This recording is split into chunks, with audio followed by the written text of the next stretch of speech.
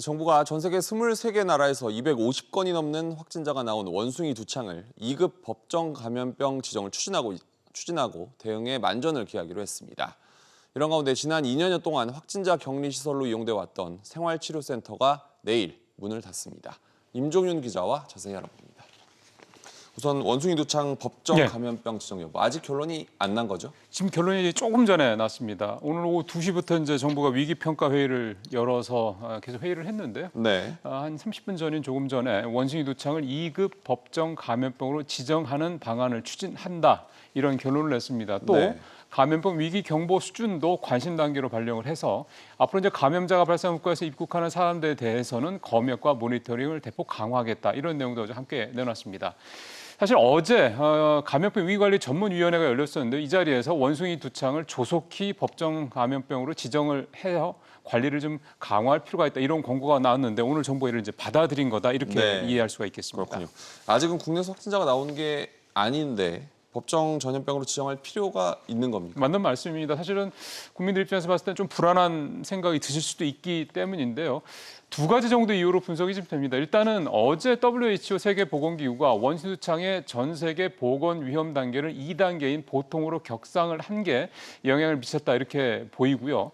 그다음에 또 하나는 이제 코로나19 트라우마라고 표현을 해야 될 것 같은데요. WHO가 코로나19 초기 대응에 실패하면서 글로벌 확산을 불러왔다는 비판을 받고 있거든요. 그러니까 이런 점들을 반면교사로 삼아서 원숭이 두 창은 국내 확진자가 나오기 전이라도 사전에 좀 대응을 강화하겠다. 이렇게 정부가 좀 판단을 했다. 이렇게 좀 이해를 해볼 수가 있겠습니다. 지금 전 세계적으로는 원숭이 두 창 어떤 상황입니까?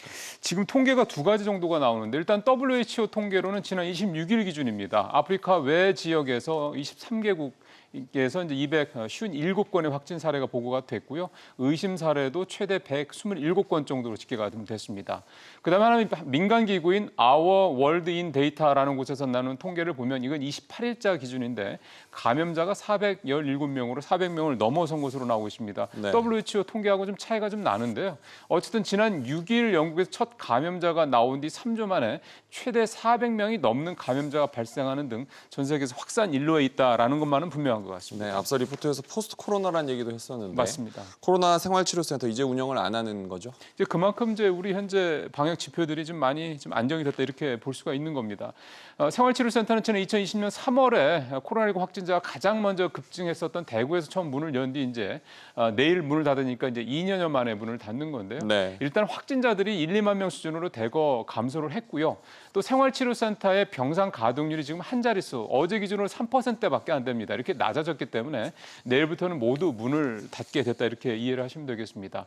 그리고 정부는 또 전국의 78곳에 남아있는 임시 선별검사소도 내일부로 운영을 중단을 했는데요. 선별검사소의 역할은 앞으로 보건소에서 통합해서 운영하게 되니까 이제는 일이 있으시면 보건소를 방문하시면 되겠습니다. 그렇군요. 임종윤 기자였습니다.